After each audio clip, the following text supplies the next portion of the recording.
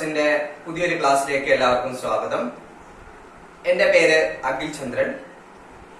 നമ്മള് കഴിഞ്ഞ സെഷനിൽ ഡയറക്റ്റീവ് പ്രിൻസിപ്പിൾ ഓഫ് സ്റ്റേറ്റ് പോളിസിയുടെ ബാക്കി ഭാഗവും ഫണ്ടമെന്റൽ ഡ്യൂട്ടീസുമാണ് പഠിച്ചത്. ഇന്ന് നമുക്ക് ജുഡീഷ്യറിയെ കുറിച്ച് പഠിക്കാം. മുൻവർഷ ചോദ്യപേപ്പറുകൾ പരിശോധിക്കുമ്പോൾ ധാരാളം ചോദ്യങ്ങൾ ഭരണഘടനയുടെ ഈ ഭാഗത്ത് നിന്ന് ചോദിക്കുന്നുണ്ടെന്ന് മനസ്സിലാക്കാൻ സാധിക്കും. പ്രത്യേകിച്ച് സുപ്രീം കോടതി ജഡ്ജ് ആവാനുള്ള, അല്ലെങ്കിൽ ചീഫ് ജസ്റ്റിസ് ആവാനുള്ള, അല്ലെങ്കിൽ ഹൈക്കോടതി ജഡ്ജ്, ഹൈക്കോടതി ചീഫ് ജസ്റ്റിസ് ആവാനുള്ള ക്വാളിഫിക്കേഷൻസ്, അവരുടെ സാലറി, എങ്ങനെയാണ് റിമൂവ് ചെയ്യുന്നത്, റിമൂവ് ചെയ്യുന്നതിന് വേണ്ടിയുള്ള മെജോറിറ്റി, അവയുമായി ബന്ധപ്പെട്ടിട്ടുള്ള ആർട്ടിക്കിൾസ്, അവരുടെ ടെന്യൂർ, അവരുടെ ക്വാളിഫിക്കേഷൻ എന്തൊക്കെയാണ് മുതലായ ചോദ്യങ്ങളൊക്കെ മുൻവർഷ ചോദ്യപേപ്പറുകൾ പരിശോധിക്കുമ്പോൾ നമുക്ക് കാണാൻ സാധിക്കും. ലീഗൽ എക്സ്പേർട്സ് അതിന്റെ ക്ലാസ്സുകളൊക്കെ ചിട്ടപ്പെടുത്തിയിട്ടുള്ളത് മുൻവർഷ ചോദ്യപേപ്പറുകളെ അടിസ്ഥാനപ്പെടുത്തി മാത്രമാണ്. കാരണം ആദ്യം നിങ്ങൾ മനസ്സിലാക്കേണ്ടത് എക്സാം പാറ്റേൺ ആണ്. ആ പാറ്റേൺ മനസ്സിലാക്കണമെങ്കിൽ മുൻവർഷ ചോദ്യപേപ്പറുകൾ വർക്ക്ഔട്ട് ചെയ്തേ പറ്റൂ. മാക്സിമം മുൻവർഷ ചോദ്യപേപ്പറുകൾ നിങ്ങൾ വർക്ക്ഔട്ട് ചെയ്യുക. നമ്മുടെ ആപ്പിൽ തന്നെ 3 year and 5 year എന്ന് തിരിച്ച് മുൻവർഷ ചോദ്യപേപ്പറുകൾ അപ്ലോഡ് ചെയ്തിട്ടുണ്ട്. എക്സാം ആദ്യം എന്താണെന്ന് മനസ്സിലാക്കിയതിന് ശേഷം നമ്മുടെ വീഡിയോസ് ഒക്കെ കണ്ടുപോവുകയാണെങ്കിൽ കൃത്യമായിട്ട് നിങ്ങൾക്ക് മനസ്സിലാക്കാൻ സാധിക്കും. നമ്മുടെ ക്ലാസ്സുകളൊക്കെ എല്ലാ സിലബസ് കവർ ചെയ്താണ് പോകുന്നത്. അതുകൂടാതെ തന്നെ എക്സാം ഓറിയന്റഡ് ആയിട്ടാണ് പോകുന്നത്. മുൻവർഷ ചോദ്യപേപ്പർ ബേസ് ചെയ്തിട്ടാണ് നമ്മൾ ക്ലാസ്സുകളൊക്കെ ചിട്ടപ്പെടുത്തിയിട്ടുള്ളത്. നിങ്ങൾ കൃത്യമായിട്ട് ഫോളോ ചെയ്യുന്നുണ്ടെന്ന് ഞങ്ങൾ പ്രതീക്ഷിക്കുകയാണ്. എന്തെങ്കിലും സംശയങ്ങളോ നിർദ്ദേശങ്ങളോ ഉണ്ടെങ്കിൽ നമ്മളായിട്ട് പങ്കുവെക്കണം. അത് നമ്മൾ പരിശോധിച്ച് വേണ്ട നടപടികൾ സ്വീകരിക്കുന്നതാണ്. ഓക്കെ, അപ്പോൾ ഇന്നത്തെ ക്ലാസ്സിലേക്ക് കടക്കാം. ഇന്ന് നമ്മൾ പഠിക്കാൻ പോകുന്നത് സുപ്രീം കോടതിയും ഹൈക്കോടതിയെ കുറിച്ചും പിന്നെ സബോർഡിനേറ്റ്സ് കോടതികളെ കുറിച്ചുമാണ്. സബോർഡിനേറ്റ്സ് കോടതി എന്ന് പറഞ്ഞാൽ ഡിസ്ട്രിക്ട് കോടതികൾ, സെഷൻസ് കോടതി, ഡിസ്ട്രിക്ട് കോർട്ട്, സെഷൻസ് കോർട്ട്, അതുപോലെ മജിസ്ട്രേറ്റ്, മുനിസിപ്പൽ കോർട്ടുകളെ കുറിച്ചൊക്കെയാണ് നമ്മൾ ഇന്ന് പഠിക്കാൻ പോകുന്നത്. ജുഡീഷ്യറിയുടെ കീഴിലാണ് നമ്മുടെ കോർട്ട് സിസ്റ്റം വരുന്നത്. നിങ്ങൾക്കറിയാമല്ലോ, എക്സിക്യൂട്ടീവ്, ജുഡീഷ്യറി, ലെജിസ്ലേച്ചർ, പ്രസ്, അങ്ങനെ പ്രധാനപ്പെട്ട 4 പില്ലേഴ്സ് ആണ് ജനാധിപത്യത്തിന്റെ അടിസ്ഥാനം എന്നുള്ളത്. അതിലെ ഏറ്റവും പ്രധാനപ്പെട്ട പില്ലറായിട്ടുള്ള ജുഡീഷ്യറിയെ കുറിച്ചാണ് നമ്മൾ ഇന്നിവിടെ പഠിക്കാൻ പോകുന്നത്.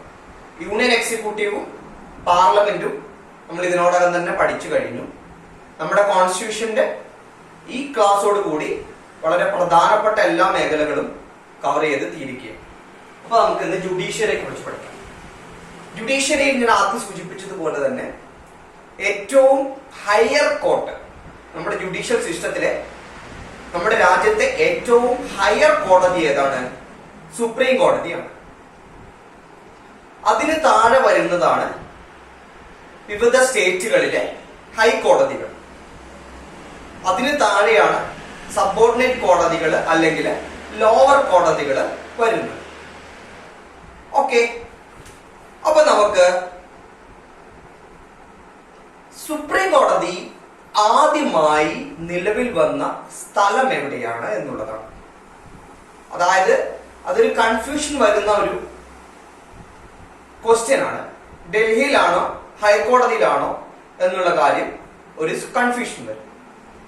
നിങ്ങൾ ഒരു പക്ഷേ റെഗുലേറ്റിംഗ് ആക്ട് ഓഫ് 1773 എന്ന് നിങ്ങൾ കേട്ടിട്ടുണ്ടാവും, അല്ലെങ്കിൽ ഇതിനോടകം തന്നെ അത് കേൾക്കണം. കാരണം നമ്മൾ പ്രീ കോൺസ്റ്റിറ്റ്യൂഷൻ ഡെവലപ്മെന്റിനെ കുറിച്ച് ഒരു ക്ലാസ് നമ്മൾ ആപ്പിൽ അപ്ലോഡ് ചെയ്തിട്ടുണ്ട്. അതിൽ റെഗുലേറ്റിംഗ് ആക്ട് ഓഫ് 1773 കുറിച്ച് പറയുന്നുണ്ട്. ഭരണഘടനാ ചരിത്രം, അല്പം ഭരണഘടനാ ചരിത്രം പഠിച്ചാലോ എന്ന ടൈറ്റിലില് അഡ്വക്കേറ്റ് ആതിര് നയിച്ച ഒരു ക്ലാസ് ആയിരുന്നു. അതൊന്നുകൂടി കണ്ടു നോക്കുക, മറന്നു പോയിട്ടുണ്ടെങ്കിൽ. അതിൽ റെഗുലേറ്റിംഗ് ആക്ട് ഓഫ് 1773 എന്ന ഒരു ആക്ട് ഉണ്ട്.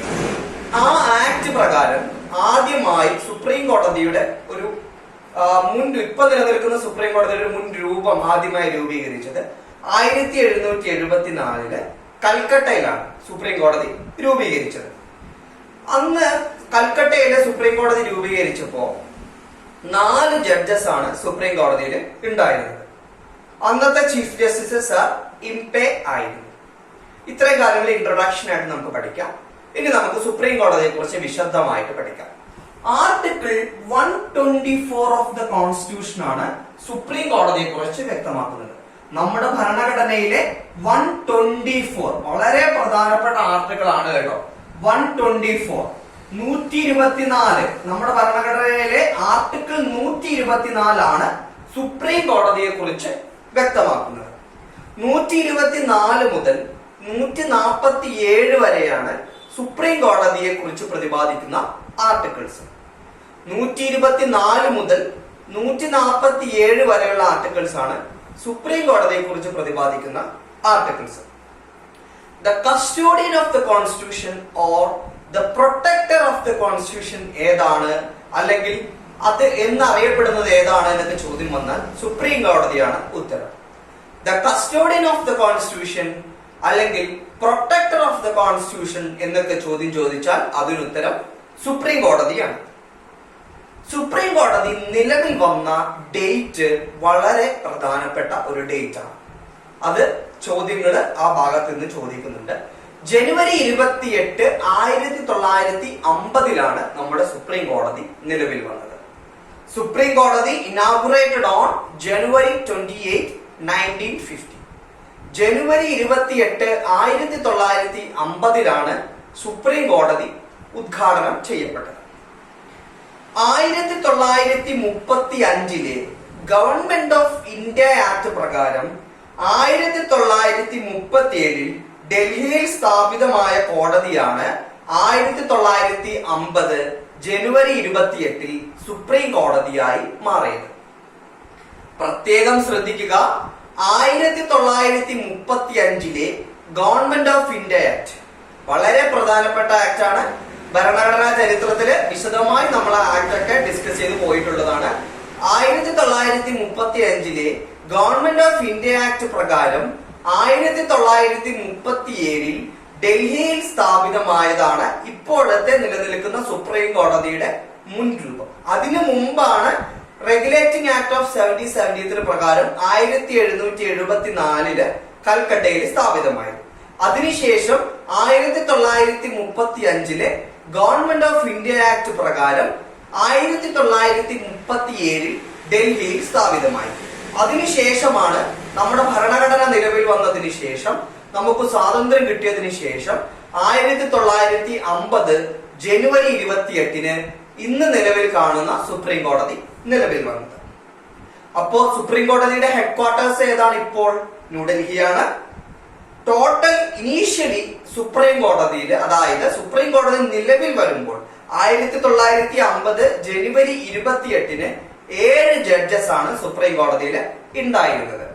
1950 ജനുവരി 28 7 ജഡ്ജസ് ആണ് സുപ്രീം കോടതിയിൽ ഉണ്ടായിരുന്നത്. വളരെ പ്രധാനപ്പെട്ട ഒരു നമ്പർ ആണ് 7 എന്നുള്ളത്. when our Supreme Court came to force, how many judges had we എന്ന് ചോദിച്ചാല് അതിന് ഉത്തരം എത്രയാണ്? 7 ജഡ്ജസ് ആണ് ടോട്ടല് അന്ന് ഇനീഷ്യലി സുപ്രീം കോടതി നിലവിൽ വന്നപ്പോ ഉണ്ടായിരുന്നത്. ഓക്കെ, പിന്നെ അടുത്ത പോയിന്റ്, ഈ സുപ്രീം കോടതിയില് ഇപ്പോൾ എത്ര ജഡ്ജസ് ഉണ്ട്? 7 അല്ലല്ലോ ജഡ്ജസ് ഉള്ളത്.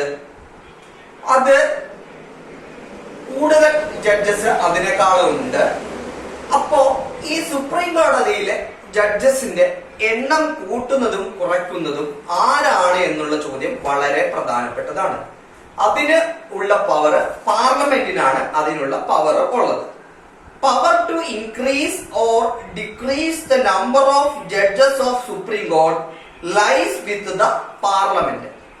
ഇപ്പൊ പാർലമെന്റ് ഒരു നിയമപ്രകാരം നിയമം പാസാക്കുന്നു, സുപ്രീം കോടതിയിലെ ജഡ്ജസിന്റെ എണ്ണം വർദ്ധിപ്പിക്കുന്നു. എക്സിക്യൂട്ടീവിന് അത് ചെയ്യാൻ പറ്റുമോ? ഇല്ല. ജുഡീഷ്യറിക്ക് ചെയ്യാൻ പറ്റുമോ? ഇല്ല.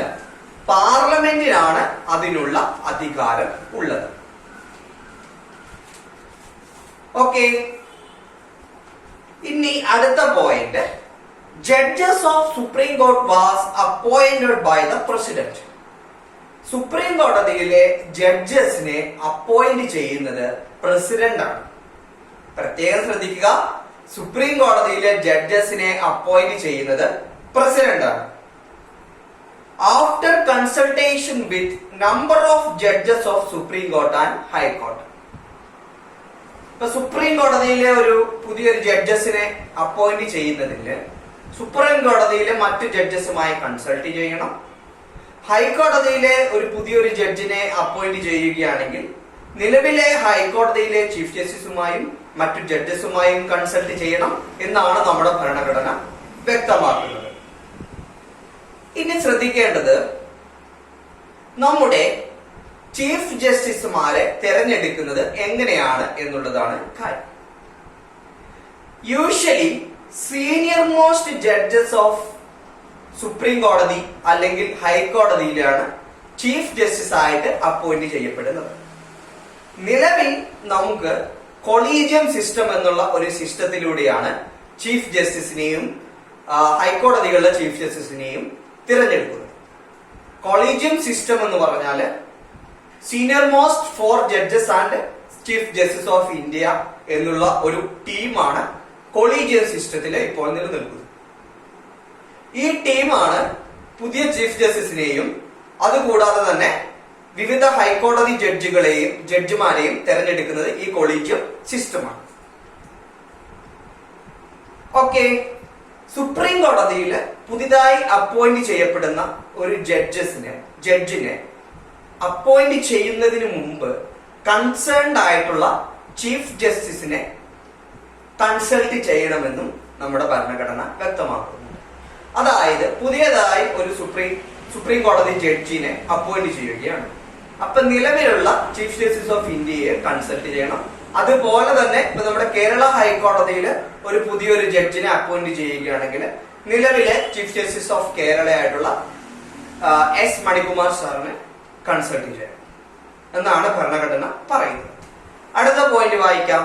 The oath or affirmation to the Chief Justice of India is administered by the President, and oath or affirmation to the judges also administered by the President. അതായത് പുതിയതായി അപ്പോയിന്റ് ചെയ്യപ്പെടുന്ന ചീഫ് ജസ്റ്റിസ് ഓഫ് ഇന്ത്യക്ക് ഓത്ത് പറഞ്ഞു കൊടുക്കുന്നത് president ആണ്.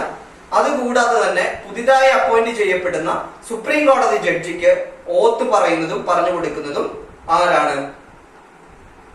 President ആണ്. ഇപ്പോഴത്തെ chief justice എത്രാമത്തെ ചീഫ് ജസ്റ്റിസ് ആണ് എന്നുള്ള കാര്യവും വളരെ പ്രധാനപ്പെട്ട ഒരു കാര്യമാണ്. 47ാമത്തെ ചീഫ് ജസ്റ്റിസ് ആണ്. ഇപ്പോഴത്തെ ചീഫ് ജസ്റ്റിസിന്റെ പേരെന്താണ്? എസ്.എ. ബോബ്ഡെ അല്ലെങ്കിൽ ശരത് അരവിന്ദ് ബോബ്ഡെ എന്നുള്ളത്. ഇനി അടുത്തത് വളരെ പ്രധാനപ്പെട്ട ഒരു പോയിന്റ് ആണ് ടെന്യൂർ. സുപ്രീം കോടതി ജഡ്ജസിന്റെയും അല്ലെങ്കിൽ ചീഫ് ജസ്റ്റിസിന്റെയും ടെന്യൂർ എത്രയാണെന്നാണ്, കാലാവധി എത്രയാണ് എന്നുള്ളതാണ് വളരെ പ്രധാനപ്പെട്ട ഒരു factor. Judge attain 65 years hold office. After 65 years they have to retire. അതായത് 65 വയസ്സാണ് റിട്ടയർമെന്റ് ഏജ്. സുപ്രീം കോടതി ചീഫ് ജസ്റ്റിസ് ഓഫ് സുപ്രീം കോടതി CJAയുടെയും സുപ്രീം കോടതി ജഡ്ജിന്റെയും റിട്ടയർമെന്റ് ഏജ് 65 years ആണ്. പിന്നെ അവരുടെ സാലറി ഏത് ഫണ്ടിൽ നിന്നാണ് എടുക്കുന്നത് എന്നുള്ളതാണ് ചോദ്യം. നിങ്ങൾ പാർലമെന്റ് പഠിച്ചപ്പോൾ 3 ഫണ്ടുകളെ കുറിച്ച് പഠിച്ചിട്ടുണ്ടാകും. Consolidated fund of India, contingency fund of India, public account of India. ഇങ്ങനെ 3 ഫണ്ടാണ് നമ്മുടെ ഭരണഘടന പറയുന്നത്. അത് സാലറീസും അലവൻസസും ഒക്കെ സുപ്രീം കോടതി ജഡ്ജിമാരുടെയും സുപ്രീം കോടതി ചീഫ് ജസ്റ്റിസിന്റെയും സാലറീസ് ആൻഡ് അലവൻസസ് ഒക്കെ എടുക്കുന്നത് കൺസോളിഡേറ്റഡ് ഫണ്ട് ഓഫ് ഇന്ത്യയിൽ നിന്നാണ്. A judge can remove by writing letter to the president.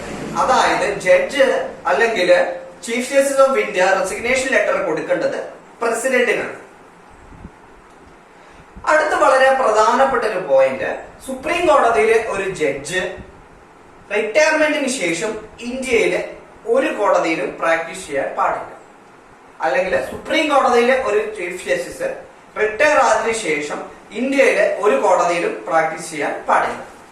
അതുകൊണ്ടാണ് അവർക്ക് റിട്ടയർമെന്റിന് ശേഷം നാഷണൽ ഹ്യൂമൻ റൈറ്റ്സ് കമ്മീഷന്റെ അധ്യക്ഷ പദവിയും അതുപോലെ തന്നെ മറ്റ് ട്രൈബ്യൂണലിന്റെ അധ്യക്ഷ പദവിയും മറ്റു കമ്മീഷണറുടെ അധ്യക്ഷ പദവിയൊക്കെ കൊടുക്കുന്നതും അതുകൊണ്ടുകൂടിയാണ്. അവർക്ക് റിട്ടയർമെന്റിന് ശേഷം ഇന്ത്യയിലെ ഒരു കോടതിക്ക് മുമ്പാകെ പ്രാക്ടീസ് ചെയ്യാൻ സാധിക്കുകയാണ്. ഇനി ശ്രദ്ധിക്കേണ്ടത് first chief justice of India ആരായിരുന്നു എന്നുള്ളതാണ്. ഹരിലാൽ ജെ കനിയ ആയിരുന്നു first chief justice. Longest serving chief justice of India YV ചന്ദ്രചൂഡാണ്. ഇപ്പോഴത്തെ സുപ്രീം കോടതി ജഡ്ജായിട്ടുള്ള DY ചന്ദ്രചൂഡിന്റെ അച്ഛനായിട്ടുള്ള YV ചന്ദ്രചൂഡാണ് ലോങ്സ്റ്റ് ആയിട്ട് ചീഫ് ജസ്റ്റിസ് പൊസിഷൻ വഹിച്ചിട്ടുള്ള വ്യക്തി. ഷോർട്ടസ്റ്റ് ആയിട്ട് chief justice of India post വഹിച്ചിട്ടുള്ള വ്യക്തി കമൽ നാരായൺ സിംഗുമാണ്. ഇതൊക്കെ ലീഗൽ GK ഉൾപ്പെടുന്ന കാര്യങ്ങളാണ്, വളരെ പ്രധാനപ്പെട്ട കാര്യങ്ങളാണ്, ശ്രദ്ധിച്ചു പോവുക. First CJI Harilal J Kania, longest saving CJI YV Chandrachud, shortest serving CJI Kamal Narayan Singh. ഇനി അടുത്ത പോയിന്റിലേക്ക് കടക്കാം. Removal. Article 124 Clause A of the Constitution deals with the removal of Chief Justice and judges of Supreme Court. Article 124A of the Constitution deals with the removal of Chief Justice of India and other judges. രണ്ട് ground ഉള്ളപ്പോഴാണ്, രണ്ട് കാരണങ്ങളാലാണ് supreme കോടതി chief ജസ്റ്റിസിനെയും അല്ലെങ്കിൽ supreme കോടതി ജഡ്ജിനെയും remove ചെയ്യുന്നത്. ഒന്ന്, proved misbehaviour, proved ആയിട്ടുള്ള ഒരു മിസ്ബിഹേവിയർ അവിടെ ഉണ്ടാകണം. രണ്ട്, ഇൻകപ്പാസിറ്റി, അദ്ദേഹത്തിന് ജോലി ചെയ്യാനുള്ള കപ്പാസിറ്റി ഇല്ല എന്ന് തെളിയപ്പെടണം. മിസ്ബിഹേവിയർ തെളിയിക്കപ്പെടണം, അതുകൂടാതെ തന്നെ ഇൻകപ്പാസിറ്റിയും തെളിയിക്കപ്പെടണം. ഇങ്ങനെ രണ്ട് കാര്യങ്ങളോട് കൂടിയാണ് ഗ്രൗണ്ട്സ് ഫോർ റിമൂവൽ നമ്മൾ പഠിക്കേണ്ടത്. ഓക്കെ, ഇനി ശ്രദ്ധിക്കേണ്ടത് ആർക്കാണ് റിമൂവൽ പ്രൊസീജിയർ ചെയ്യാനുള്ള അധികാരമുള്ളത് എന്നുള്ളതാണ്. പാർലമെന്റിനാണ് സുപ്രീം കോടതി ജഡ്ജസിനെയും അല്ലെങ്കിൽ സുപ്രീം കോടതി ചീഫ് ജസ്റ്റിസിനെയും റിമൂവ് ചെയ്യുന്നതിനുള്ള അധികാരം ഉള്ളത്. അതിനെ ഇംപീച്ച്മെന്റ് എന്നാണ് പറയുന്നത്. ഏത് ഹൗസിൽ വേണമെങ്കിലും, രാജ്യസഭയിൽ വേണമെങ്കിൽ രാജ്യസഭയിൽ, ലോക്സഭയിൽ വേണമെങ്കിൽ ലോക്സഭയിൽ ആ മോഷൻ ഇനീഷ്യേറ്റ് ചെയ്യാം. പക്ഷേ ഒരു കണ്ടീഷൻ ഉണ്ട്. രാജ്യസഭയെ ഇനീഷ്യേറ്റ് ചെയ്യുന്നതിന് അറ്റ്ലീസ്റ്റ് 50 മെമ്പേഴ്സിന്റെ സപ്പോർട്ട് വേണം. ലോക്സഭയെ ഇനീഷ്യേറ്റ് ചെയ്യുന്നതിന് അറ്റ്ലീസ്റ്റ് 100 മെമ്പേഴ്സിന്റെ സപ്പോർട്ട് വേണം. പ്രത്യേകം ശ്രദ്ധിക്കുക, ഏത് ഹൗസിൽ വേണമെങ്കിലും ഇനീഷ്യേറ്റ് ചെയ്യാം. പക്ഷെ രാജ്യസഭയിൽ ഇനീഷ്യേറ്റ് ചെയ്യുന്നതിന് 50 മെമ്പേഴ്സിന്റെ സപ്പോർട്ട് വേണം. ലോക്സഭയിൽ ഇനീഷ്യേറ്റ് ചെയ്യുന്നതിന് 100 മെമ്പേഴ്സിന്റെ സപ്പോർട്ട് വേണം. അത് അങ്ങനെ ഉള്ളൊരു മോഷൻ 100 മെമ്പേഴ്സിന്റെ സപ്പോർട്ടോട് കൂടി ലോകസഭയിലും 50 മെമ്പേഴ്സിന്റെ സപ്പോർട്ടോട് കൂടി രാജ്യസഭയിലും അവർ അങ്ങനെ ആരെങ്കിലും ഒരു മോഷൻ ഇനീഷ്യേറ്റ് ചെയ്തിട്ടുണ്ടെങ്കിൽ സ്പീക്കർ ഓഫ് ലോക്സഭ അല്ലെങ്കിൽ ചെയർമാൻ ഓഫ് രാജ്യസഭ ഒരു കമ്മിറ്റി രൂപീകരിക്കണം. ഈ കമ്മിറ്റി എന്നുള്ളത്, കമ്മിറ്റിയില് 3 അംഗങ്ങളാണ് ഉണ്ടാകേണ്ടത്. Chief justice of India ഒരംഗമായിരിക്കണം.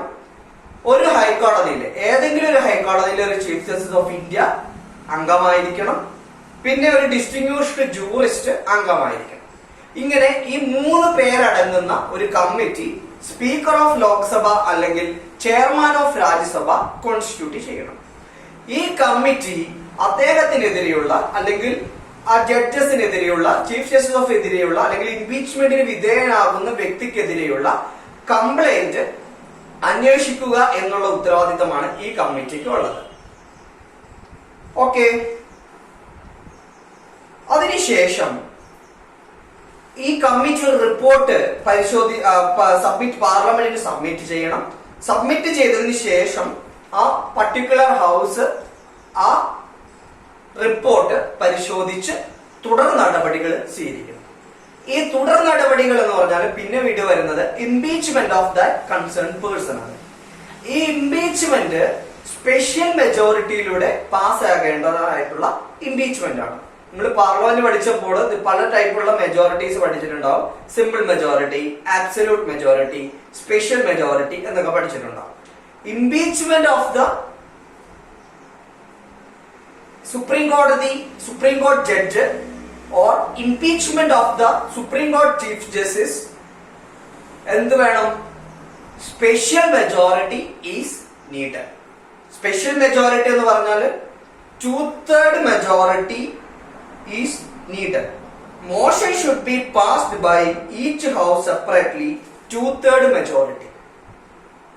അതായത് ലോക്സഭയില് അന്ന് പ്രസന്റ് ആയിട്ടുള്ള ആളുകളുടെ 2/3 majority ആളുകളും ആ ഇംപീച്ച്മെന്റ് പ്രൊസീജിയറിന് സപ്പോർട്ട് ചെയ്യണം. രാജ്യസഭയിൽ അന്ന് പ്രസന്റ് ആയിട്ടുള്ള 2/3 majority ആളുകളും മെമ്പേഴ്സും ആ ഇംപീച്ച്മെന്റ് പ്രൊസീജിയേഴ്സിന് സപ്പോർട്ട് ചെയ്യണം. ഇത് ഈ ടോട്ടൽ മെജോറിറ്റി എന്നുള്ളത് ഇപ്പോ 2/3 മെജോറിറ്റി ലോക്സഭയിൽ 2/3 മെജോറിറ്റി പേര് സപ്പോർട്ട് ചെയ്തെന്ന് വിചാരിക്കുക, രാജ്യസഭയിൽ 2/3 മെജോറിറ്റി സപ്പോർട്ട് ചെയ്തെന്ന് വിചാരിക്കുക. അപ്പൊ ടോട്ടൽ ഒരു മെമ്പേഴ്സ് ഉണ്ടല്ലോ, ടോട്ടൽ ആയിട്ടുള്ള ലോക്സഭയിൽ ഇത്ര മെമ്പേഴ്സ് സപ്പോർട്ട് ചെയ്തു, രാജ്യസഭയിൽ ഇത്ര മെമ്പേഴ്സ് സപ്പോർട്ട് ചെയ്യുന്നു വിചാരിക്കുക. അതിൽ 300 ഉണ്ടെന്ന് വിചാരിക്കുക. ഈ 300 എന്നുള്ളത് ടോട്ടൽ മെമ്പേഴ്സ് ഓഫ് ദ ലോക്സഭയുടെയും രാജ്യസഭയുടെയും 50% കൂടുതലായിരിക്കണം എന്നുകൂടിയുള്ള ഒരു കണ്ടീഷൻ കൂടി നമ്മുടെ ഭരണഘടന പറയുന്നു. മനസ്സിലായെന്ന് പ്രതീക്ഷിക്കുകയാണ്. അതായത് 550 മെമ്പേഴ്സ് ലോക്സഭയിലുണ്ടല്ലോ, 250 മെമ്പേഴ്സ് രാജ്യസഭയിൽ വരാറുണ്ട് മാക്സിമം. അപ്പൊ എത്രയും ടോട്ടല് 800 മെമ്പേഴ്സ് ആയല്ലോ. അപ്പൊ ഈ 2/3 മെജോറിറ്റി എന്നുള്ളത് അന്ന് പ്രസന്റ് ആയിട്ടുള്ള ആളുകളുടെ 2/3 മെജോറിറ്റിയാണ്, ടോട്ടൽ ആയിട്ടുള്ള മാക്സിമം അംഗങ്ങളുടെ അല്ല. അപ്പൊ ടോട്ടൽ 250 മെമ്പേഴ്സ് രാജ്യസഭയിൽ ഉണ്ട് എന്ന് വിചാരിക്കുക. ടോട്ടലായിട്ട് ഫില്ല് ചെയ്തിട്ടില്ല, 550 മെമ്പേഴ്സ് ഉണ്ട് എന്ന് വിചാരിക്കുക. അപ്പൊ എത്രയായി? 800 മെമ്പേഴ്സ് ടോട്ടൽ ഉണ്ട്. അപ്പൊ ഈ 2/3 മെജോറിറ്റി എന്നുള്ളത് 400 കൂടുതൽ മെമ്പേഴ്സ് ആയിരിക്കണം എന്നുകൂടിയുള്ള കണ്ടീഷൻ കൂടി പറയുന്നുണ്ട്. 2/3 മെജോറിറ്റി എന്നുള്ളത് 50% majority of the total number of members of both houses of parliament എന്നുകൂടിയുള്ള കണ്ടീഷൻ കൂടി നമ്മുടെ ഭരണഘടന പറയുന്നുണ്ട്. ഈ സ്പെഷ്യൽ മെജോറിറ്റി പാസ്സായതിനു ശേഷം ആ മോഷൻ പ്രസിഡന്റിന് സബ്മിറ്റ് ചെയ്യുന്നു. പ്രസിഡന്റിന് സബ്മിറ്റ് ചെയ്തതിനു ശേഷം president gives his order of റിമൂവലിന്റെ ഓർഡർ കൊടുക്കുന്നു. നമ്മുടെ രാജ്യത്ത് ഇതുവരെ ഒരു സുപ്രീം കോടതി ചീഫ് ജസ്റ്റിസോ അല്ലെങ്കിൽ ജഡ്ജോ ഇംപീച്ച്മെന്റ് പ്രൊസീജിയറിലൂടെ റിമൂവ് ചെയ്യപ്പെട്ടിട്ടില്ല. പക്ഷെ ജസ്റ്റിസ് പി രാമസ്വാമിക്കെതിരെ റിമൂവൽ പ്രൊസീജിയർ തുടങ്ങിയിരുന്നു. പക്ഷെ പ്രൂവ്ഡ് മിസ്ബിഹേവിയർ പ്രൂവ് ചെയ്തിരുന്നു അദ്ദേഹത്തിനെതിരെ. പക്ഷേ ആ ഇംപീച്ച്മെന്റ് മോഷൻ ഫെയിലർ ആയിരുന്നു, പരാജയപ്പെടുകയാണ് ഉണ്ടായത്. അതുകൊണ്ട് ജസ്റ്റിസ് വി രാമസ്വാമി ഇംപീച്ച് ചെയ്യപ്പെട്ടില്ല. നമ്മുടെ ചരിത്രത്തിൽ, നമ്മുടെ ഈ രാജ്യത്തിന്റെ ചരിത്രത്തിൽ ഒരു ചീഫ് ജസ്റ്റിസോ ഒരു സുപ്രീം കോടതി ജഡ്ജോ ഇംപീച്ച്മെന്റ് പ്രൊസീജിയർ മൂലം ആ സ്ഥാനത്ത് നിന്ന് മാറ്റപ്പെട്ടിട്ടില്ല.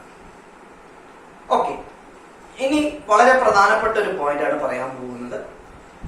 പ്രസിഡന്റിന്റെ സീറ്റ്, നിങ്ങൾ യൂണിയൻ എക്സിക്യൂട്ടീവ് പഠിച്ചപ്പോൾ നിങ്ങൾ ഒരു പക്ഷെ പഠിച്ചിട്ടുണ്ടാകും. പ്രസിഡന്റിന്റെ സീറ്റ് വേക്കന്റ് ആണെങ്കിൽ ആരാണ് അദ്ദേഹത്തിന്റെ പൊസിഷൻ വഹിക്കേണ്ടത്? വൈസ് പ്രസിഡന്റ് ആണല്ലോ. പ്രസിഡന്റ് അവധിയിലാണെങ്കിൽ വൈസ് പ്രസിഡന്റ് ആണല്ലോ ആ പോസ്റ്റ് വഹിക്കേണ്ടത്. പക്ഷെ പ്രസിഡന്റും വൈസ് പ്രസിഡന്റും അവധിയിലാണെങ്കിൽ ആരാണ് ആ പോസ്റ്റ് വഹിക്കേണ്ടത് എന്നുള്ള ചോദ്യം വളരെ പ്രധാനപ്പെട്ടതാണ്. പ്രസിഡന്റിന്റെ സീറ്റും വൈസ് പ്രസിഡന്റിന്റെ സീറ്റും വേക്കന്റ് ആണെങ്കിൽ ചീഫ് ജസ്റ്റിസ് ഓഫ് ഇന്ത്യ ആണ് ആ പൊസിഷൻ വഹിക്കേണ്ടത്. പ്രസിഡന്റിന്റെ സീറ്റും വൈസ് പ്രസിഡന്റിന്റെ സീറ്റും വേക്കന്റ് ആണെങ്കിൽ ചീഫ് ജസ്റ്റിസ് ഓഫ് ഇന്ത്യ ആണ് ആ പൊസിഷൻ വഹിക്കേണ്ടത്. ഇനി അടുത്തത് ജൂറിസ്ഡിക്ഷൻ ഓഫ് സുപ്രീം കോടതിയെ കുറിച്ചാണ് നമ്മൾ പഠിക്കാൻ പോകുന്നത്. ജൂറിസ്ഡിക്ഷൻ ഓഫ് സുപ്രീം കോടതി പ്രധാനമായും 5 ജൂറിസ്ഡിക്ഷൻ ആണ് സുപ്രീം കോടതിക്ക് ഉള്ളത്. അതായത് ജൂറിസ്ഡിക്ഷൻ ഉദ്ദേശിക്കുന്ന അധികാര പരിധി എന്നൊക്കെ മലയാളത്തിൽ പറയും. ഏതൊക്കെ രീതിയിലാണ് അധികാര പരിധി സുപ്രീം കോടതിക്ക് ഉള്ളത്? അതിനെ നമുക്ക് 5 ആയിട്ട് തിരിക്കാം.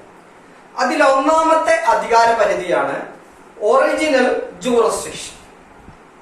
ഒറിജിനൽ ആയിട്ടുള്ള ജൂറിസ്ഡിക്ഷൻ. ചില സാഹചര്യങ്ങളിൽ അപ്പീൽ കോടതികളിൽ ലോവർ കോടതികളിൽ പോകാതെ സുപ്രീം കോടതിക്ക് ചില പെറ്റീഷൻസ് നേരിട്ട് പരിശോധിക്കാൻ സാധിക്കും. ഹൈക്കോടതിയിൽ പോകാതെ, കീഴ്ക്കോടതികളിൽ പോകാതെ ഒരു കേസ് നേരിട്ട് സുപ്രീം കോടതിക്ക് പരിശോധിക്കാൻ സാധിക്കും, അല്ലെങ്കിൽ ഇടപെടാൻ സാധിക്കും.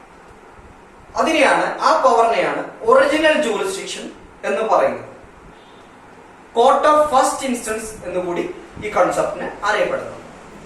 ആർട്ടിക്കിൾ 131 ഒറിജിനൽ ജൂറിസ്ഡിക്ഷനെ കുറിച്ച് പറയുന്നത്. ആർട്ടിക്കിൾ 131 ഒറിജിനൽ ജൂറിസ്ഡിക്ഷനെ കുറിച്ച് പറയുന്നത്. സുപ്രീം എപ്പോഴൊക്കെയാണ്, ഏതൊക്കെ സാഹചര്യങ്ങളിലാണ് ഒറിജിനൽ ജൂറിസ്ഡിക്ഷൻ എന്നുള്ള അധികാരം സുപ്രീം കോടതിക്ക് ഉള്ളത് എന്നുള്ള കാര്യം കൂടി പരിശോധിച്ച് പോകേണ്ടതായിട്ടുണ്ട്. അതായത് ഗവൺമെന്റ് ഓഫ് ഇന്ത്യയും വേറൊരു സ്റ്റേറ്റും തമ്മിലുള്ള ഒരു തർക്കം ആണ് പരിഹരിക്കപ്പെടേണ്ടതെങ്കിൽ ഏതെങ്കിലും ആ പാർട്ടിക്ക് ഡയറക്റ്റ് ആയിട്ട് സുപ്രീം കോടതിയെ സമീപിക്കാവുന്നതാണ്.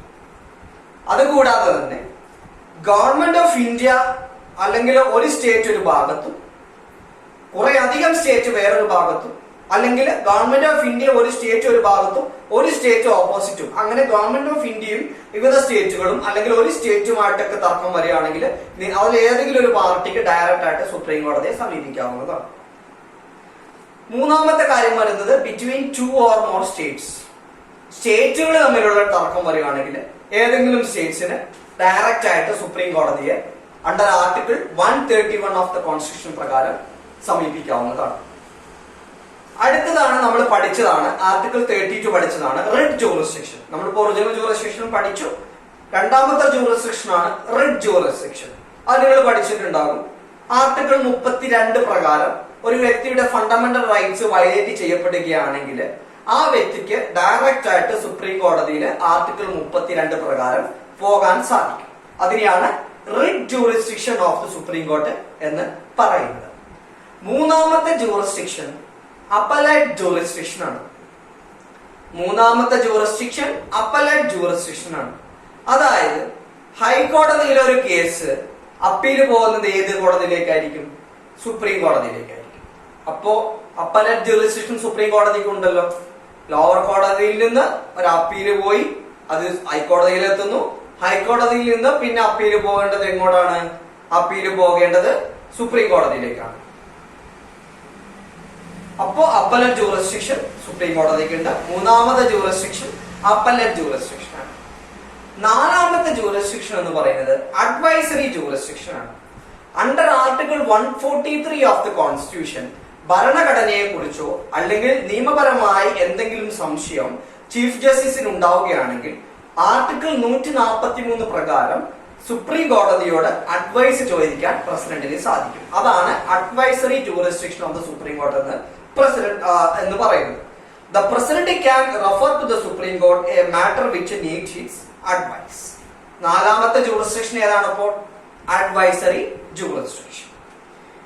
ഇനി പഠിക്കാൻ പോകുന്നതാണ് അഞ്ചാമത്തെ ജൂറിസ്ഡിക്ഷൻ റിവൈസറി ജൂറിസ്ഡിക്ഷൻ. അതായത് സുപ്രീം കോടതിയുടെ വിധി രാജ്യത്തെ നിയമമാണെന്ന് നിങ്ങൾക്കറിയാമല്ലോ. സുപ്രീം കോടതിയുടെ വിധി രാജ്യത്തെ സുപ്രീം കോടതി ഒഴിച്ച് ബാക്കി എല്ലാ കോടതികൾക്കും ബൈൻഡിംഗ് ആണ്. അവരത് അക്സെപ്റ്റ് ചെയ്യേ പറ്റൂ, അവരത് അനുസരിച്ചേ പറ്റൂ. പക്ഷെ സുപ്രീം കോടതിക്ക് ബൈൻഡിംഗ് ആണ്. സുപ്രീം കോടതിയുടെ ഒരു വിധി സുപ്രീം കോടതിക്ക് മാത്രമേ പുനഃപരിശോധിക്കാൻ സാധിക്കൂ. അതിനെയാണ് റിവൈസറി ജൂറിസ്ഡിക്ഷൻ എന്ന് പറയുന്നത്. ആർട്ടിക്കിൾ 145 പ്രകാരമാണ് റിവൈസറി ജൂറിസ്ഡിക്ഷൻ എന്നുള്ള അധികാരം സുപ്രീം കോടതിക്ക് കിട്ടുന്നത്. ഭരണഘടനയിലെ ആർട്ടിക്കിൾ 145 പ്രകാരമാണ് റിവൈസറി ജൂറിസ്ഡിക്ഷൻ എന്നുള്ള അധികാരം സുപ്രീം കോടതിക്ക് ലഭിക്കുന്നത്. ആർട്ടിക്കിൾ 129 പ്രകാരം സുപ്രീം കോടതിയെ കോർട്ട് ഓഫ് റെക്കോർഡ് എന്നും കൂടി നമ്മൾ വിശേഷിപ്പിക്കുന്നുണ്ട്.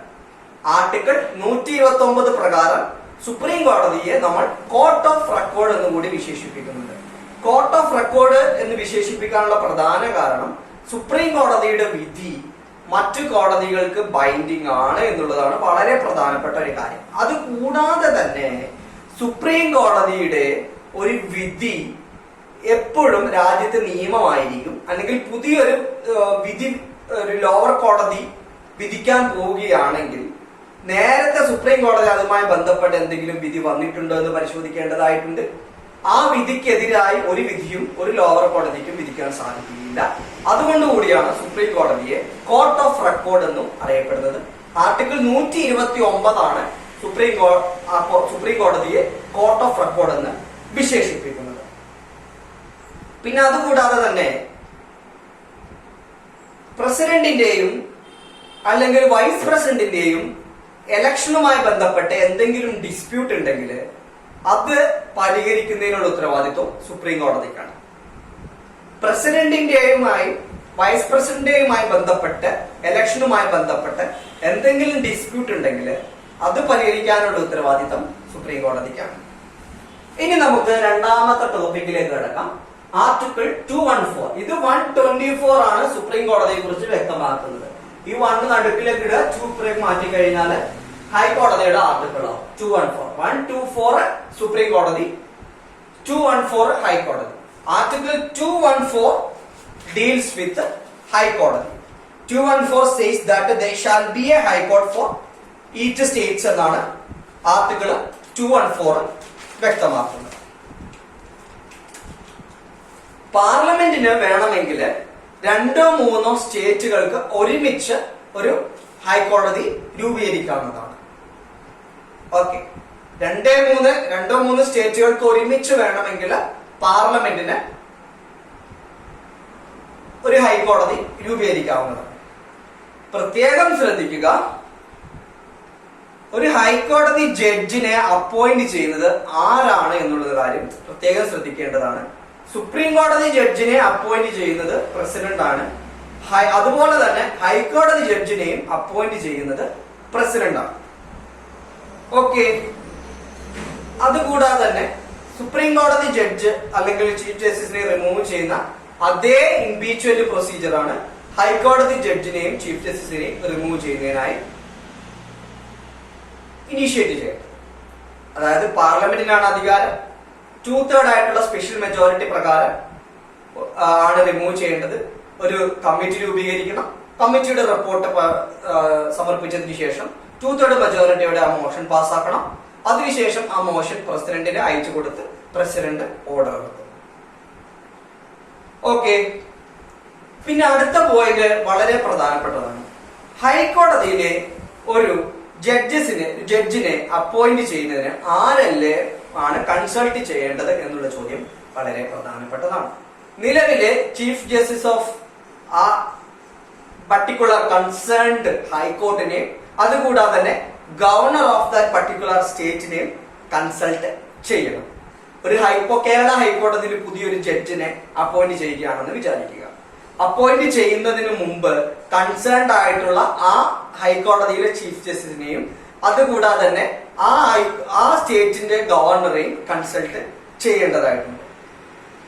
ഓക്കെ, വളരെ പ്രധാനപ്പെട്ട പോയിന്റ് ആണ് അടുത്ത പോയിന്റ്. ഹൈക്കോടതി ജഡ്ജിന്റെയും ചീഫ് ജസ്റ്റിസിന്റെയും ഓത്ത് ആൻഡ് അഫർമേഷൻ കൊടുക്കേണ്ടത് ഗവർണറാണ്. അപ്പോയിന്റ് ചെയ്യുന്നത് though appointed by the president, oath affirmation should be given by the governor or should be administered by the governor. Author affirmation കൊടുക്കുന്നത് ഗവർണർ ആണ്. പക്ഷെ സുപ്രീം കോടതിയിലെ ജഡ്ജസിന്റെയും ചീഫ് ജസ്റ്റിസിന്റെയും കാര്യത്തിൽ ഓത്തർ അഫർമേഷൻ കൊടുക്കുന്നത് appoint ചെയ്യുന്നതും പ്രസിഡന്റ് ആണ്. പക്ഷെ ഹൈക്കോടതിയിലാവുമ്പോൾ അപ്പോയിന്റ് ചെയ്യുന്നത് പ്രസിഡന്റ് ആണ്. ഓത്തറിന്റെ അഫർമേഷൻ കൊടുക്കുന്നത് ആരാണ്? ഗവർണറാണ്. സുപ്രീം കോടതിയിൽ 65 വർഷമാണ്, 65 വയസ്സ് വരെയാണ് ടെന്യൂർ എങ്കിൽ ഹൈക്കോടതിയിലെ ടെന്യൂർ 62 വയസ്സ് വരെയാണ്. 62 വയസ്സ് വരെയാണ് അവരുടെ ടെന്യൂർ. അതുപോലെ തന്നെ സുപ്രീം കോടതിയിലെ കേസ് പോലെ തന്നെ they can resign by writing a letter to the president. President resignation letter കൊടുത്ത് അവർക്ക് വേണമെങ്കിൽ റിസൈൻ ചെയ്യാം. പിന്നെ ശ്രദ്ധിക്കുക, കേരള ഹൈക്കോടതിയിലെ ഒരു ജഡ്ജ് അല്ലെങ്കിൽ കേരള ഹൈക്കോടതിയിലെ ഒരു ചീഫ് ജസ്റ്റിസ് ആഫ്റ്റർ റിട്ടയർമെന്റിന് ശേഷം അവർക്ക് കേരളത്തിലെ ഒരു കോടതിക്ക് മുമ്പാകെയും പ്രാക്ടീസ് ചെയ്യാൻ സാധിക്കുകയില്ല. കേരളത്തിലെ ഒരു കോടതിക്ക് മുമ്പാകെയും അവർക്ക് പ്രാക്ടീസ് ചെയ്യാൻ സാധിക്കുകയില്ല. കേരളത്തിന് പുറത്തുള്ള ഹൈക്കോടതികളിൽ ഏതെങ്കിലും അല്ലെങ്കിൽ സുപ്രീം കോടതിയിൽ അവർക്ക് പ്രാക്ടീസ് ചെയ്യാം. പക്ഷെ കേരളത്തിലെ ഒരു റിട്ടയർഡ് ആയിട്ടുള്ള ഒരു ജഡ്ജ്, കേരള ഹൈക്കോടതിയിൽ വർക്ക് ചെയ്തതിനു ശേഷം റിട്ടയർഡ് ആയ ഒരു ജഡ്ജ് അല്ലെങ്കിൽ ചീഫ് ജസ്റ്റിസ് ഓഫ് കേരളയ്ക്ക് റിട്ടയർമെന്റിന് ശേഷം കേരളത്തിൽ ഒരു കോടതിക്ക് മുമ്പാകെയും പ്രാക്ടീസ് ചെയ്യാൻ സാധിക്കുകയില്ല. സുപ്രീം കോടതിക്ക് ഉള്ളതുപോലെ തന്നെ ഹൈക്കോടതിക്കും ഒറിജിനൽ ജൂറിസ്ഡിക്ഷൻ ഉണ്ട്. അതേതാണ്? നമ്മൾ 32 പഠിച്ച പോലെ തന്നെ ആർട്ടിക്കിൾ 226 പ്രകാരം ഏതാണ്? ഫണ്ടമെന്റൽ റൈറ്റ്സിന്റെ വയലേഷൻ നടക്കുകയാണെങ്കിൽ ഹൈക്കോടതിയെ ഡയറക്റ്റ് സമീപിക്കാൻ പറ്റും. പക്ഷെ ഇവിടെ ഒരു പ്രത്യേകത എന്തെന്നാല് അതിന് റിട്ട് ജൂറിസ്ഡിക്ഷൻ കൂടി നമ്മൾ പറയുമല്ലോ. റിട്ട് ജൂറിസ്ഡിക്ഷനിൽ ഹൈക്കോടതിക്ക് സുപ്രീം കോടതിയേക്കാൾ കൂടുതൽ പവർ ഉണ്ട്. സുപ്രീം കോടതിക്ക് ഫണ്ടമെന്റൽ റൈറ്റ്സിന്റെ വയലേഷൻ നടന്നിട്ടുണ്ടെങ്കിൽ മാത്രമേ റിട്ട് പുറപ്പെടുവിപ്പിക്കാൻ സാധിക്കുകയുള്ളൂ. പക്ഷെ ഹൈക്കോടതിക്ക് അങ്ങനെയല്ല. ഹൈക്കോടതിക്ക് ഫണ്ടമെന്റൽ റൈറ്റ്സിന്റെ വയലേഷൻ നടന്നില്ലെങ്കിൽ പോലും റിട്ട് ജൂറിസ്ഡിക്ഷൻ യൂസ് ചെയ്യാൻ സാധിക്കും. ഓക്കെ. പിന്നെ അതുകൂടാതെ തന്നെ ഒറിജിനൽ ജൂറിസ്ഡിക്ഷൻ നമ്മുടെ ഹൈക്കോടതിക്കുണ്ട്. Dispute relating to the election of members of parliament and state legislatures. State ലെജിസ്ലേച്ചേഴ്സിൽ തെരഞ്ഞെടുക്കപ്പെട്ട മെമ്പേഴ്സുമായി ബന്ധപ്പെട്ടോ അല്ല പാർലമെന്റിൽ തെരഞ്ഞെടുക്കപ്പെട്ട മെമ്പേഴ്സുമായി ബന്ധപ്പെട്ട എന്തെങ്കിലും ഡിസ്പ്യൂട്ട് ഉണ്ടെങ്കിൽ അത് ഡയറക്റ്റ് ആയിട്ട് ഹൈക്കോടതിക്ക് പരിഗണിക്കാവുന്നതാണ്, ഹൈക്കോടതിക്ക് തീരുമാനമെടുക്കാവുന്നതാണ്. ഇപ്പൊ ഫസ്റ്റ് ഇൻസ്റ്റൻസിൽ അങ്ങനത്തെ ഉള്ള കേസുകളൊക്കെ പരിഗണിക്കാവുന്നതുകൊണ്ട് ഒറിജിനൽ ജൂറിസ്ഡിക്ഷൻ ആർക്കുണ്ട്? ഹൈക്കോടതിക്കുണ്ട്. നേരത്തെ സൂചിപ്പിച്ചതുപോലെ തന്നെ റിട്ട് ജൂറിസ്ഡിക്ഷനും ഹൈക്കോടതിക്കുണ്ട്. ആർട്ടിക്കിൾ 226 പ്രകാരം റിട്ട് ജൂറിസ്ഡിക്ഷനും ഹൈക്കോടതിക്ക് ഉണ്ട്. ഓക്കെ. ഇപ്പോൾ രാജ്യത്ത് കറന്റ് 25 ഹൈക്കോടതികളാണ് ഉള്ളത്. 2021 25 ഹൈക്കോടതികളാണ് നമ്മുടെ രാജ്യത്ത് ഉള്ളത്. ഓൾഡസ്റ്റ് ഹൈക്കോടതി ഏതാണെന്ന് ശ്രദ്ധിക്കുക. ഓൾഡസ്റ്റ് ഹൈക്കോടതി കൽക്കട്ട ഹൈക്കോടതിയാണ്. ആൻഡമാൻ ആൻഡ് നിക്കോബാർ എന്നുള്ള യൂണിയൻ ടെറിട്ടറി ആ അധികാര പരിധിയുള്ള ഹൈക്കോടതി ഏതാണ്? കൽക്കട്ട ഹൈക്കോടതിയാണ്. അതുകൂടാതെ തന്നെ ലക്ഷദ്വീപ് എന്ന യൂണിയൻ ടെറിട്ടറി അധികാര പരിധി വരുന്ന അല്ലെങ്കിൽ ആ ഏത് ഹൈക്കോടതിയുടെ കീഴിലാണ് വരുന്നത് ചോദ്യം ചോദിച്ചു കഴിഞ്ഞാൽ അത് കേരള ഹൈക്കോടതിയാണ്. കേരള ഹൈക്കോടതിയുടെ ആസ്ഥാനം നിങ്ങൾക്കറിയാലോ, കൊച്ചിയാണ്, എറണാകുളമാണ്. പിന്നെ ഹൈക്കോടതി having most number of judges, ഏറ്റവും കൂടുതൽ ജഡ്ജസ് ഉള്ള ഹൈക്കോടതി എന്ന് പറയുന്നത് അലഹബാദ് ഹൈക്കോടതിയാണ്. ഓക്കെ. അപ്പൊ ഹൈക്കോടതി കഴിഞ്ഞു, സുപ്രീം കോടതി കഴിഞ്ഞു. ഇനി സബോർഡിനേറ്റ് കോടതികളാണ്. ഈ സബോർഡിനേറ്റ് കോടതികൾ പഠിക്കുന്നതിന് മുമ്പ് കേരള ഹൈക്കോർട്ടുമായി ബന്ധപ്പെട്ട് കുറച്ച് ലീഗൽ GK കൂടി നമുക്ക് ഡിസ്കസ് ചെയ്ത് പോകാം. കേരള ഹൈക്കോടതി എസ്റ്റാബ്ലിഷ് ചെയ്തത് 1956 നവംബർ 1 കേരള ഹൈക്കോടതി എസ്റ്റാബ്ലിഷ് ചെയ്തത് 1956 നവംബർ 1 ലക്ഷദ്വീപിന്റെ അധികാരപരിധിയും കേരളത്തിന്റെ 14 ജില്ലകളിലെയും ലക്ഷദ്വീപിലെ ഒരു ജില്ലയുടെ കൂടി 15 ജില്ലകളുടെയും അധികാരപരിധി വരുന്നത് കേരള ഹൈക്കോടതിക്കാണ്. First chief justice of Kerala ഹൈക്കോടതി KT കോശി സാറാണ്. First woman chief justice of Kerala ഹൈക്കോടതി സുജാത മനോഹർ ആണ്. First Malayali chief justice of Kerala high court, Malayali woman chief justice of Kerala high court justice KK Usha മാഡമാണ്. First woman judge of Kerala high court Anna ചാണ്ടിയാണ്. പ്രസന്റ് ചീഫ് ജസ്റ്റിസും കൂടി പറഞ്ഞ് പഠിച്ചു പോവുക. S മണികുമാർ ആണ് പ്രസന്റ് ചീഫ് ജസ്റ്റിസ്. ഓക്കെ. ഇനി നമുക്ക് സബോർഡിനേറ്റ് കോടതികളെ കുറിച്ചും കൂടി നമുക്ക് പരിശോധിച്ചു നോക്കാം. Highest civil court in A district എന്ന് പറഞ്ഞത് ഏതാണ്? ഡിസ്ട്രിക്ട് ജഡ്ജാണ്. ഡിസ്ട്രിക്ട് ജഡ്ജിന്റെ കോടതിയാണ് highest civil court in A district. Highest criminal court in A district എന്ന് പറഞ്ഞാൽ ഡിസ്ട്രിക്ട് ആൻഡ് സെഷൻസ് കോർട്ടാണ്. ഇത്രയും പഠിച്ചാൽ മതി. സബോർഡിനേറ്റ് കോടതികളെ കുറിച്ച് കൂടുതൽ നമ്മൾ പഠിക്കേണ്ട ആവശ്യമില്ല. അതുകൂടാതെ തന്നെ ഒരു പോയിന്റും കൂടി ഇതിൽ പഠിച്ചു വെക്കുക. District judges are appointed by the governor in consultation with high court. District ജഡ്ജസിനെ അപ്പോയിന്റ് ചെയ്യുന്നത് ഗവർണറാണ്. അപ്പോയിന്റ് ചെയ്യുന്നതിന് മുമ്പ് ഹൈക്കോടതിയുമായി കൺസൾട്ട് ചെയ്യണം. ഇത്രയാണ് സബോർഡിനേറ്റ് കോടതിയെ കുറിച്ച്. സബോർഡിനേറ്റ് കോടതി അല്ലെങ്കിൽ ലോവർ കോടതി. ലോവർ കോടതികളെ തന്നെ സിവിൽ കോടതികളെന്നും ക്രിമിനൽ കോടതികളെന്നും രണ്ടായി തിരിച്ചിട്ടുണ്ട്. അതിലെ ഡിസ്ട്രിക്ട് കോർട്ടാണ് സിവിൽ കോടതികളുടെ ഏറ്റവും പ്രധാനപ്പെട്ട, ഏറ്റവും ഒരു ജില്ലയിലെ ഏറ്റവും ഉയരത്തിൽ വരുന്ന സിവിൽ കോടതി. അതിനുശേഷം സബ് കോർട്ട് വരുന്നുണ്ട്, അതിനുശേഷം മുനിസിപ്പൽ കോർട്ട് വരുന്നുണ്ട്.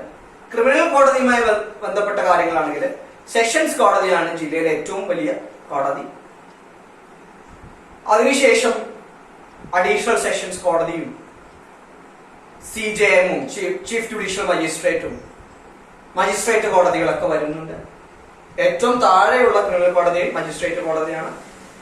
ഏറ്റവും താഴെയുള്ള സിവിൽ കോർട്ട് മുനിസിപ്പൽ കോർട്ടാണ്. ഓക്കെ, ഇനി നമുക്ക് പഠിക്കാവുന്നത് വളരെ പ്രധാനപ്പെട്ട രണ്ട് കാര്യങ്ങളാണ് പഠിക്കാൻ പോകുന്നത്. ഈ ഭാഗത്ത് നിന്ന് ഒരു ചോദ്യം ഉറപ്പാണ്. അടുത്ത പരീക്ഷയിൽ ഈ ഭാഗത്ത് നിന്ന് എന്തായാലും ഒരു ചോദ്യം വരും.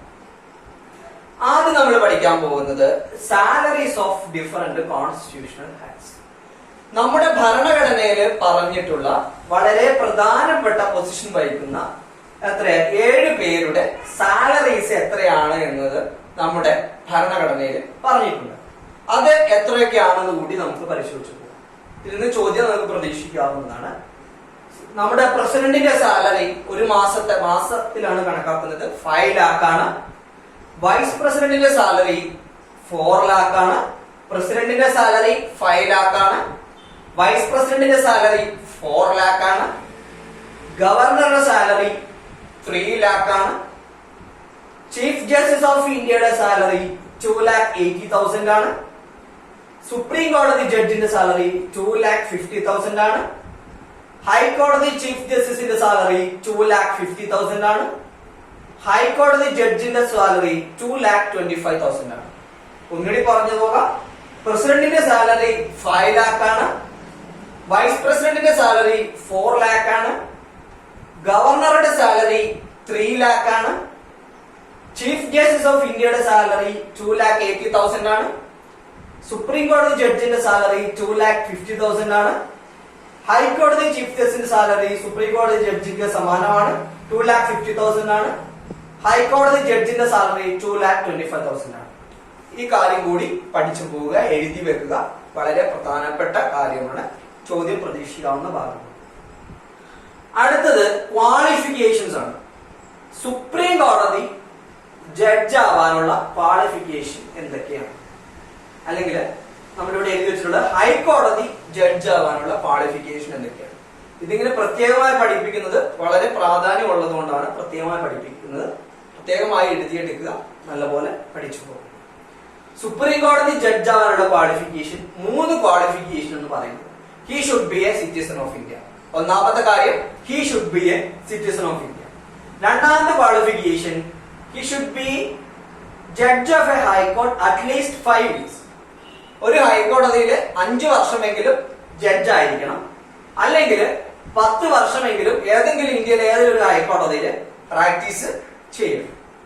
മൂന്നാമത്തെ കാര്യം ഡിസ്റ്റിങ്വിഷ്ഡ് ജൂറിസ്റ്റ് ആണ് എന്ന് പ്രസിഡന്റിന് തോന്നുകയാണെങ്കിൽ അദ്ദേഹത്തെ വേണമെങ്കിൽ സുപ്രീം കോടതി ജഡ്ജായിട്ട് അപ്പോയിന്റ് ചെയ്യും. ഇങ്ങനെ 3 ക്വാളിഫിക്കേഷൻ ആണ് സുപ്രീം കോടതി ജഡ്ജായി അപ്പോയിന്റ് ചെയ്യുന്നതിനുള്ള ക്വാളിഫിക്കേഷൻസ് ആയിട്ട് പറയുന്നത്. ഒന്നാമത് he should be a citizen of India. രണ്ടാമത് he should be at least 5 year judge of a high court, അല്ലെങ്കിൽ 10 year practice in any high court of India. മൂന്നാമത്തെ കാര്യം he should be a distinguished jurist എന്ന് കൂടി വ്യക്തമാക്കുന്നുണ്ട്. ഇനി അതുപോലെ തന്നെ ഹൈക്കോടതി ജഡ്ജ് ആവുന്നതിനുള്ള ക്വാളിഫിക്കേഷൻസ് എന്തൊക്കെയാണ്? 3 ക്വാളിഫിക്കേഷൻസ് ആണ് പറഞ്ഞിട്ടുള്ളത് ഹൈക്കോടതി ജഡ്ജ് ആവുന്നതിനുള്ള. ഒന്നാമത്തത് സെയിം ആണ്, he should be a citizen of India. രണ്ടാമത്തത് judicial officer for 10 years. At least a judicial officer. ഇപ്പൊ നമ്മൾ മുനിസിപ്പൽ മജിസ്ട്രേറ്റ് ടെസ്റ്റ് ഒക്കെ എഴുതി ജുഡീഷ്യൽ ഓഫീസറായിട്ട് കയറുന്നു, 10 വർഷത്തെ ടെന്യൂർ എങ്കിലും വേണം, കാലാവധി എങ്കിലും അദ്ദേഹം ജോലി ചെയ്തിട്ടുണ്ടാവണം. Judicial officer for 10 years. മൂന്നാമത്തെ ക്വാളിഫിക്കേഷൻ എന്ന് പറഞ്ഞാൽ അഡ്വക്കേറ്റ് ഫോർ 10 years. 10 വർഷമെങ്കിലും അഡ്വക്കേറ്റ് ആയിരിക്കണം, 10 വർഷമെങ്കിലും ജുഡീഷ്യൽ ഓഫീസേഴ്സ് പൊസിഷൻ ഹോൾഡ് ചെയ്തിരിക്കണം, സിറ്റിസൺ ഓഫ് ഇന്ത്യ കൂടി ആയിരിക്കണം. ഇക്കാര്യം വളരെ പ്രധാനപ്പെട്ടതാണ്. Salaries of different constitutional heads, supreme കോടതി ജഡ്ജ് ആകാനുള്ള ക്വാളിഫിക്കേഷൻ, ഹൈക്കോടതി ജഡ്ജാവുന്ന ക്വാളിഫിക്കേഷൻ കൂടി പഠിച്ചു പോകും. അപ്പോ ഇത്രയാണ് ഇന്നത്തെ ക്ലാസ്സിൽ നമ്മൾ ഡിസ്കസ് ചെയ്യുന്നത്. ജുഡീഷ്യറിയെ കുറിച്ചാണ് നമ്മൾ പഠിച്ചത്. സുപ്രീം കോടതിയെ കുറിച്ചും ഹൈക്കോടതിയെ കുറിച്ചും സബോർഡിനേറ്റ് കോടതിയെ കുറിച്ചും നമ്മൾ ഡിസ്കസ് ചെയ്തു. പ്രധാനപ്പെട്ട ആർട്ടിക്കിൾസും ഡിസ്കസ് ചെയ്തു. റിമൂവലിന്റെ പ്രൊസീജിയറും ഡിസ്കസ് ചെയ്തു. ഇത്രയും കാര്യങ്ങളാണ് ജുഡീഷ്യറിയെ കുറിച്ച് നിങ്ങൾക്ക് ആവശ്യമുള്ളൂ. അടുത്ത ക്ലാസ്സിൽ നമുക്ക് പ്രധാനപ്പെട്ട ആർട്ടിക്കിൾസ്, സ്ഥിരമായി ചോദിച്ചു വരുന്ന അല്ലെങ്കിൽ നിങ്ങൾക്ക് 2021 ചോദിക്കാൻ സാധ്യതയുള്ള പ്രധാനപ്പെട്ട ആർട്ടിക്കിൾസ് ഏതൊക്കെയാണെന്ന് അടുത്ത സെഷനിൽ പഠിക്കാം. അപ്പോ ഇന്നത്തെ ക്ലാസ് അവസാനിക്കുകയാണ്. എല്ലാവരും നന്നായി പഠിക്കുക. പരീക്ഷ അടുത്തു വരികയാണ്. അതുകൂടാതെ തന്നെ പ്രീവിയസ് ഇയർ ക്വസ്റ്റ്യൻ പേപ്പർ കൂടി നിങ്ങൾ വർക്ക്ഔട്ട് ചെയ്ത് പാറ്റേൺ മനസ്സിലാക്കി സിലബസ് കൃത്യമായി മനസ്സിലാക്കി പഠിച്ച് പോകേണ്ടതാണ്. Okay, thank you.